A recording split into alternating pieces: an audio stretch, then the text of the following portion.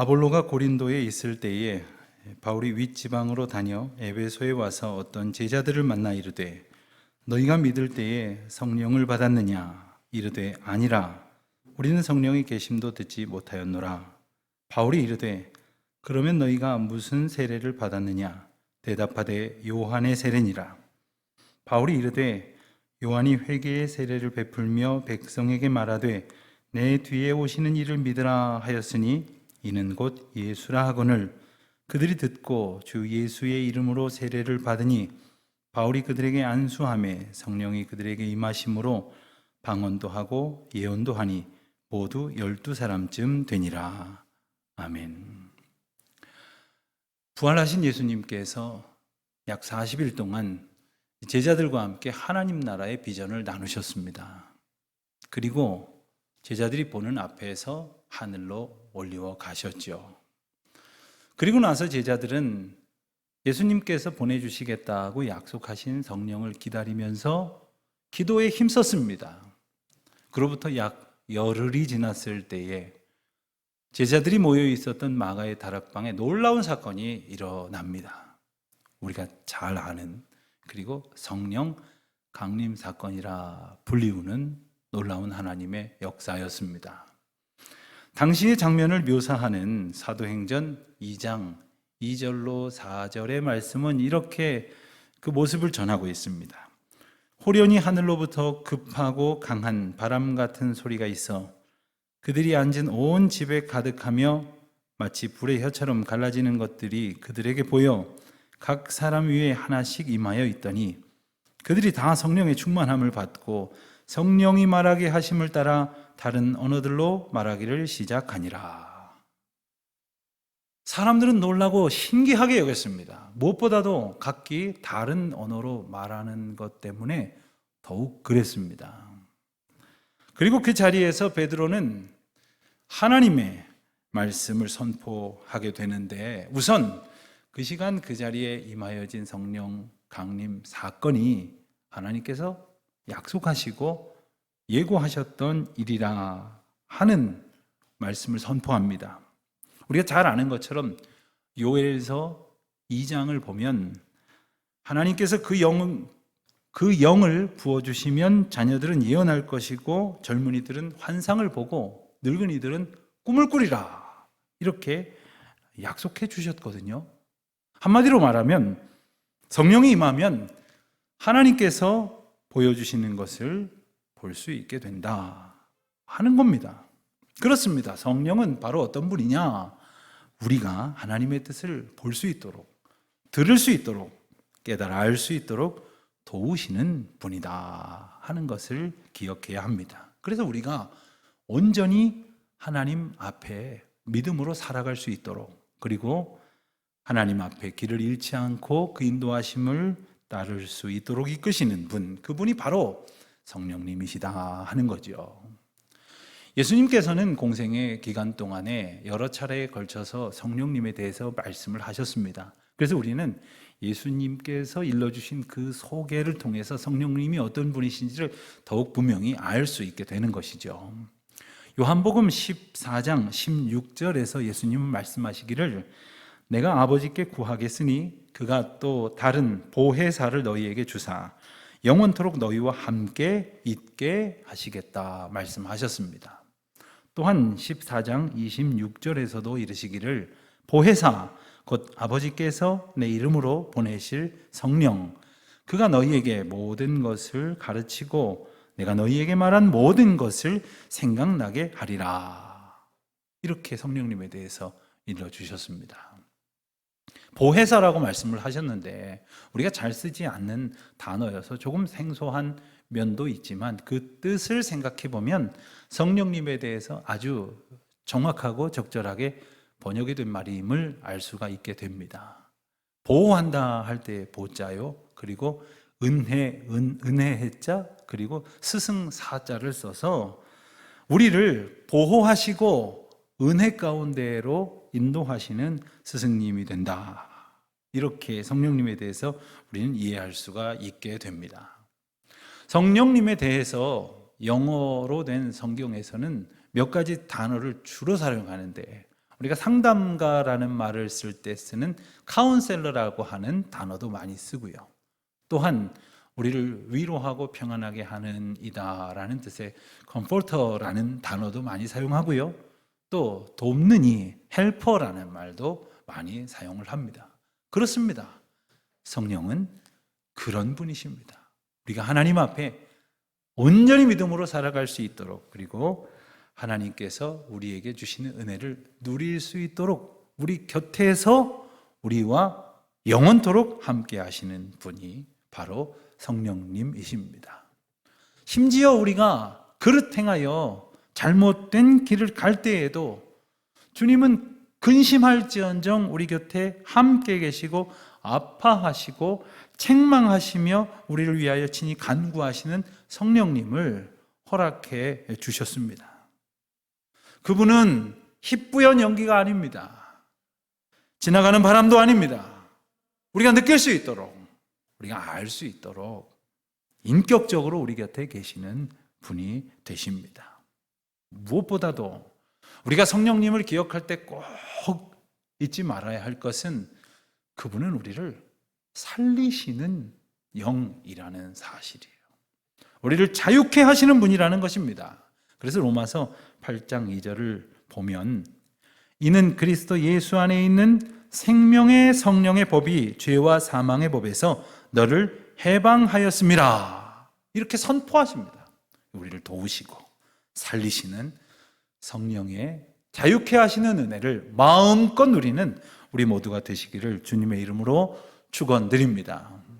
근데 오늘 본문을 보면 그 은혜를 마음껏 누리지 못하고 있는 이들을 보게 됩니다. 본문을 보면 바울이 에베소라고 하는 곳을 들르게 됩니다.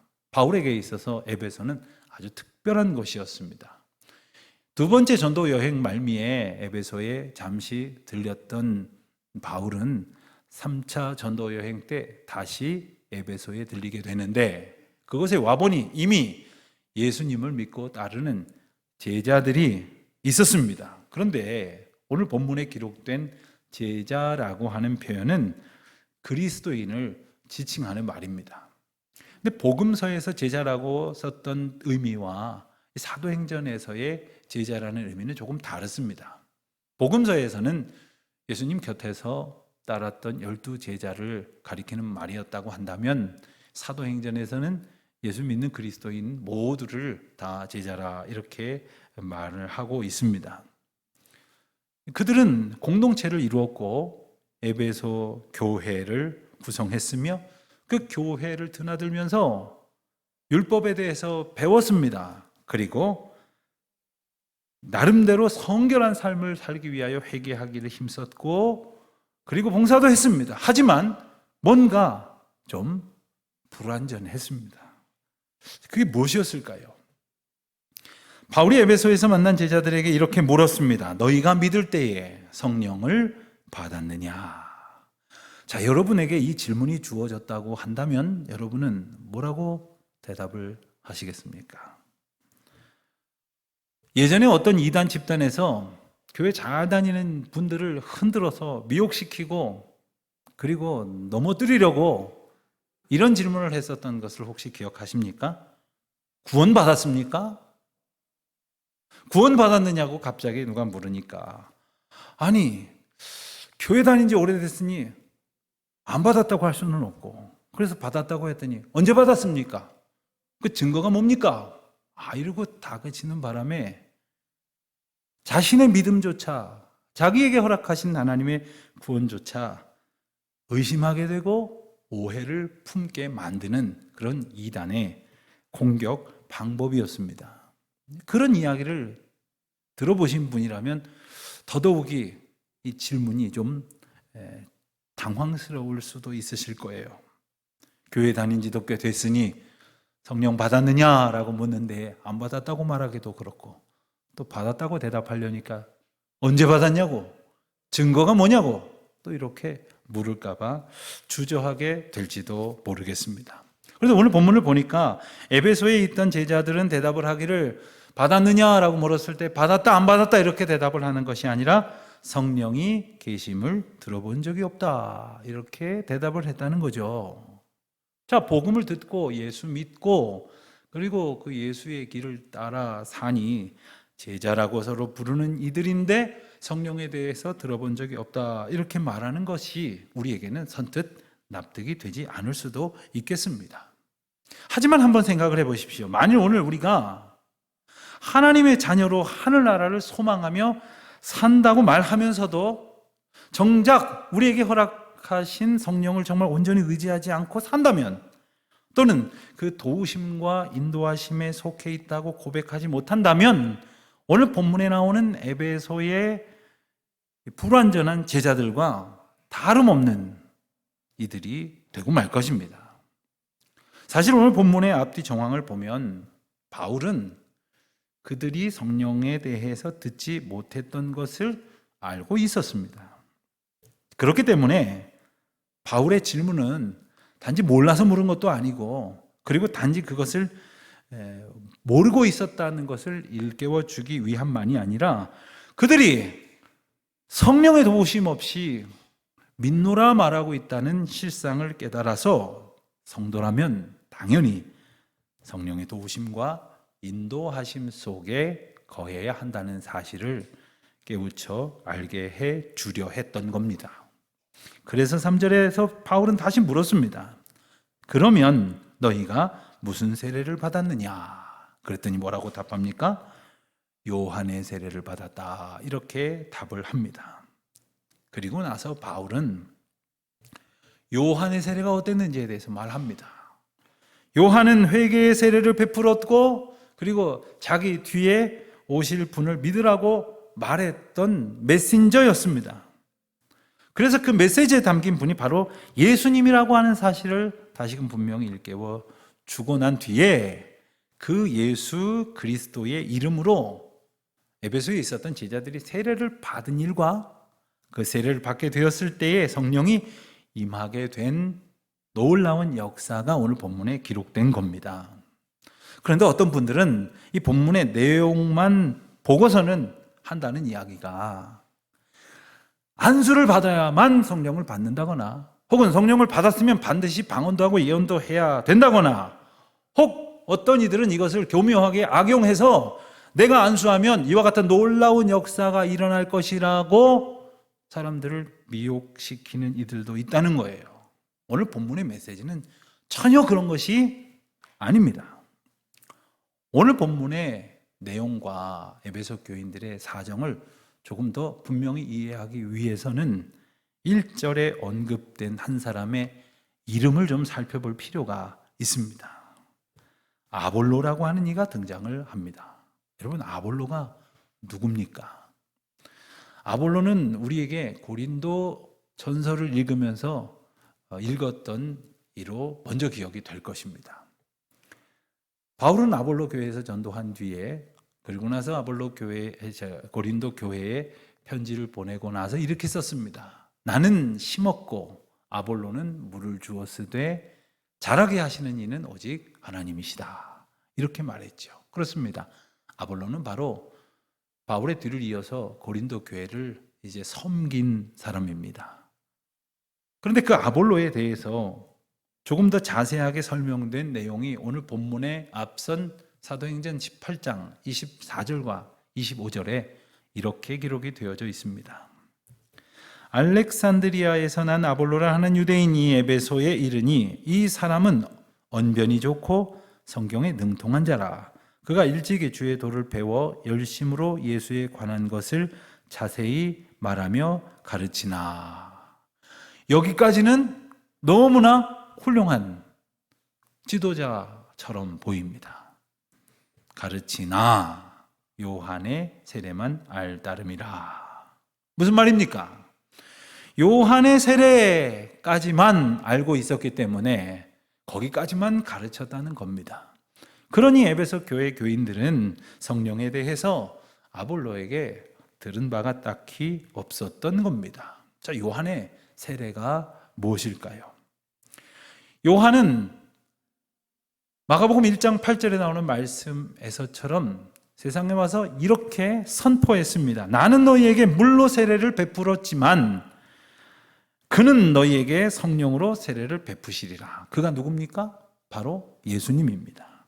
그러니까 요한의 세례는 물 세례였다고 한다면 예수님의 세례는 성령 세례라는 것이지요.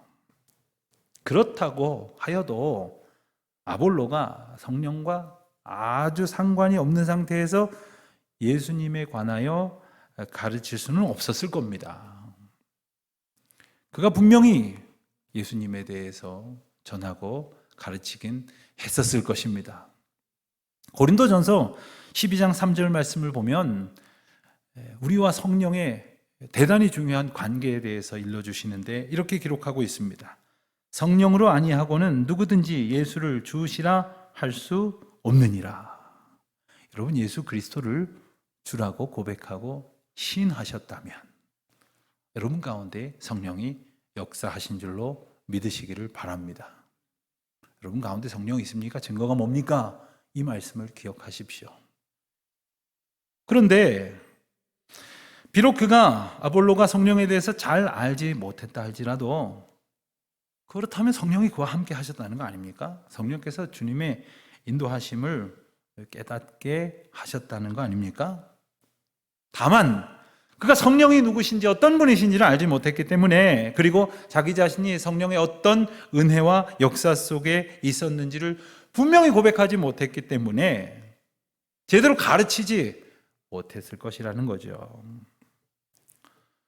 우리는 성경을 읽으면서 오순절 성령 강림 사건 즈음에야 비로소 성령이 등장하는가 보다 생각을 할 때가 있습니다만은 엄밀히 말하면 성령은 이미 창조 때부터 성부 하나님과 함께 계셨고 또 함께 일하셨고 우리가 알지 못하였을 때에도 우리 곁에서 우리를 보호하시고 지키시고 인도하셨습니다. 맞습니까? 자, 그렇다면 왜 바울은 성령을 받았냐고 굳이 묻고 있는 것일까요? 그것은 그들이 요한의 세례를 알지만 그것을 알고 나서 그 뒤에 오실 예수 그리스도를 온전히 만났어야 한다는 메시지를 전하려고 했던 것입니다. 그렇지 못하고 있었기 때문에 그들로 깨닫게 하려는 것이었죠. 여러분, 요한이 와서 뭐라고 외쳤습니까? 회개하라, 천국이 가까웠느니라 라고 외쳤지 않습니까? 요한의 세례는, 즉 요한이 요구했던 것은 회개였고 자기의 삶을 깨끗하게 하나님 앞에 내려놓고 그리고 거듭남을 얻게 되기를 촉구했던 겁니다.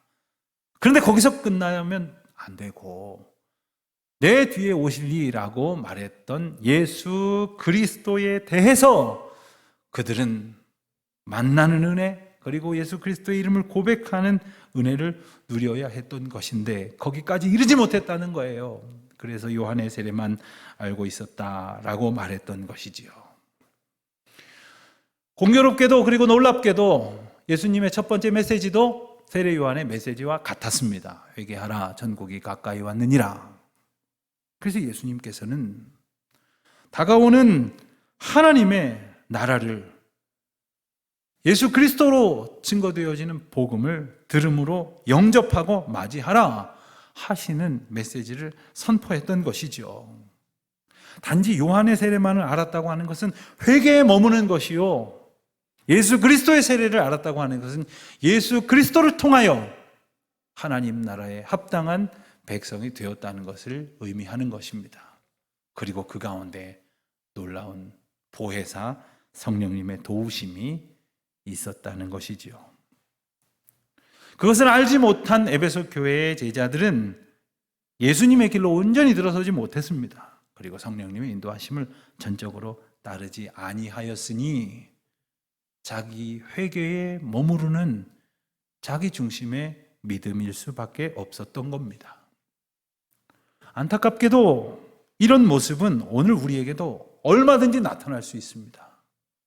예컨대 자기 자신을 생각하면서 이만하면 됐다, 이렇게 믿으면 된다, 나는 주님을 안다, 나는 나의 경험을 통해서 예수님을 안다 라고 말하지만 성령님을 전적으로 의지하지 않는 겁니다.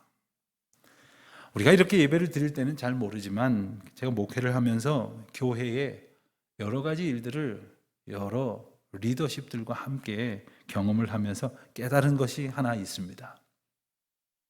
그것은 어떤 분은 자신의 지식대로 하나님의 일을 섬기고, 또 어떤 분은 자신의 경험대로 섬기며, 또 어떤 분들은 자신이 경험한 직업의 여러 가지 습성대로 하나님을 섬기더라는 거예요. 예컨대 사업하시는 분들은요, 교회에 오셔서 어떤 일을 맡아 봉사하실 때 보면 역시 사업가 기질이 보이세요. 선생님들은 역시 또 선생님처럼 하시고요.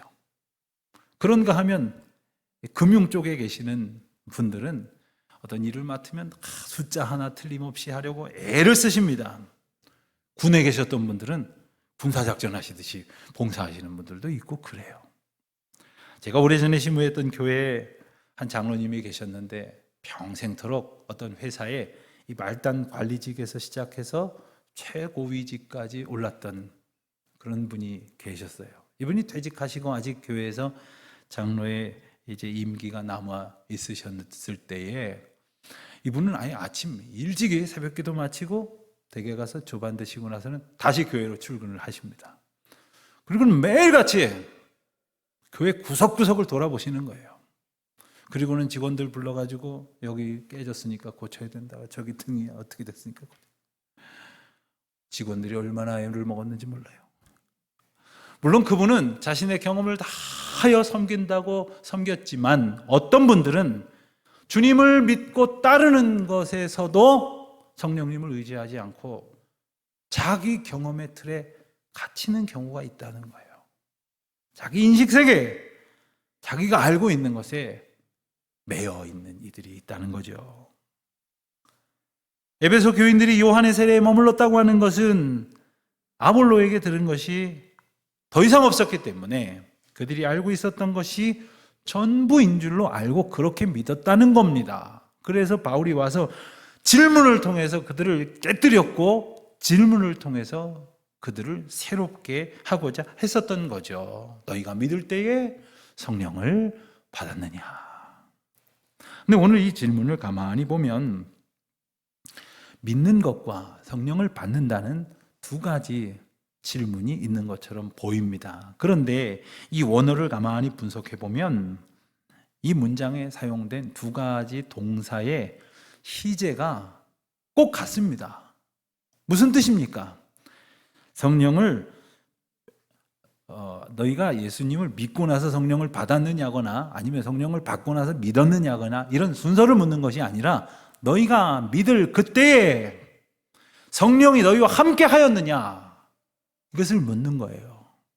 자, 이 질문은 오늘 우리에게도 해당이 됩니다.